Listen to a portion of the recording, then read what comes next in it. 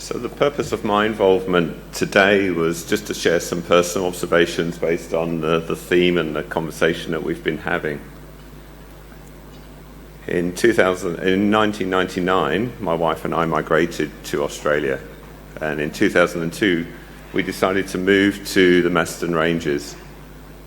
I recognised the vulnerability that I had in buying a piece of land in the Macedon Ranges with something called a fire management overlay.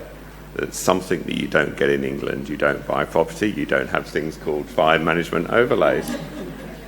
In recognising that vulnerability, I immediately sought to act and work out how could I equip myself to manage that risk. And I joined the CFA. Probably the wisest decision I ever made, but it's had its moments as well. The first aspect was very much driven by a need of a desire to want to be able to drive a truck with lights and sirens. I'd have to say that enthusiasm and that excitement very quickly disappears when you go to your first fire and you do something in your pants that's probably not quite appropriate. But that also is a privilege, and picking up on what Bob was speaking about, for me, privilege is clearly associated with capability and capacity to act. For my family, leading up to Black Saturday, we had the economic capability and capacity to act on our fire plan. And that meant for my wife and the children at that time to be able to leave Woodend and come and stay in a hotel in Melbourne every night leading up to. Now, without logic or rhyme or reason, for some reason when it came to that Saturday or that Friday night, and we had the warnings from the chief coming down, we made a decision for that night or that next day, my wife would not go into Melbourne. And I also used my privilege to leave my family and go and sit in a fire station waiting for a call. Somehow thinking that Woodend would be immune, even despite being one of the high-risk towns that it was and it still is.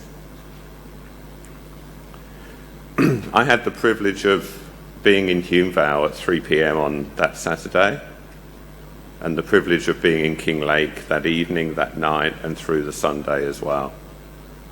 And it is a privilege, and it was a privilege, to help so many people. What's unfortunate is that to the examples that we've heard from is the consequences of what the decisions that other people make with respect to their fire plans and the gendered basis of those and those consequences. The most memorable, unfortunate points of that evening and that night were having to deal with those consequences. Deb just put up the photo of the 4 cars. I hadn't seen that photo for a lot of years. We came across those cars. The families that we came across that had women and children stranded on the hillside, stranded on that road between Whittlesea and Kinglake.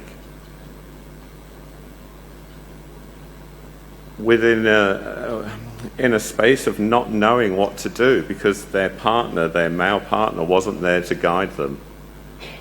What I see today is we seem to have reverted, or we don't seem to have learned from this in terms of these proactive discussions around fire plans and a reasonable understanding of what any individual's capacity and capability is when dealing with a risk of a natural disaster. I see it as the most decisive disagreement between partners in our community itself. If you want to observe any argument in our community, look at the discussion around fire plans.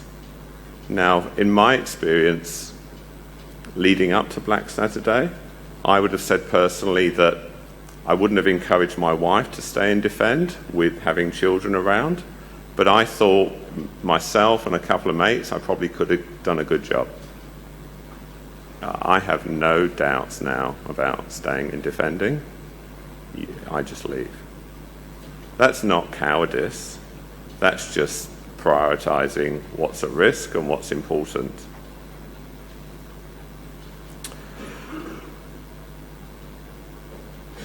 I think also in terms of having experienced vulnerability and in relation to the role of command and control, there is a role for command and control. There is a role for direct leadership on the fire ground.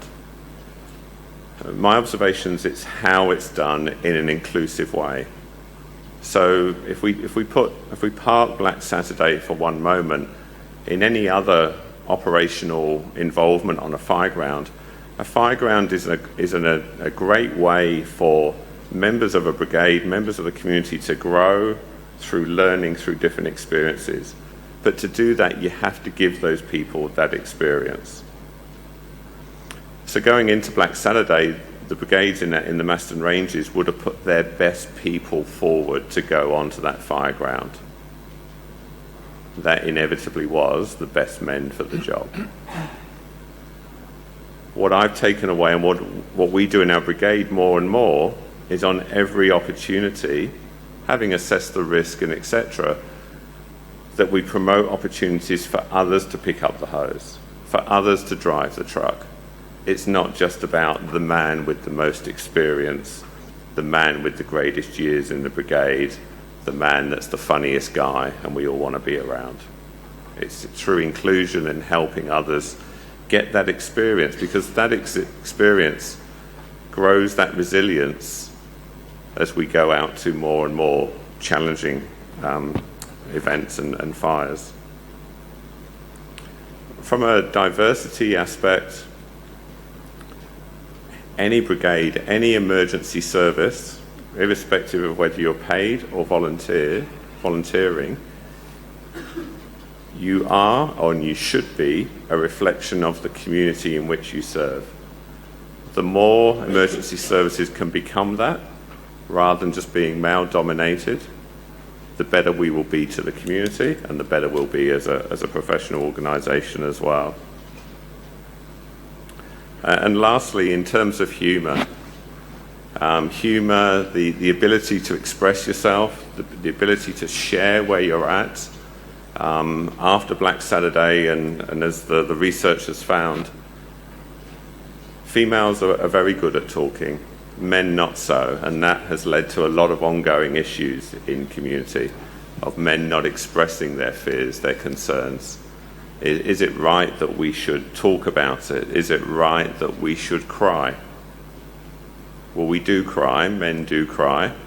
They probably don't cry in the same way as women, but it's not as bipolar or black and white as that.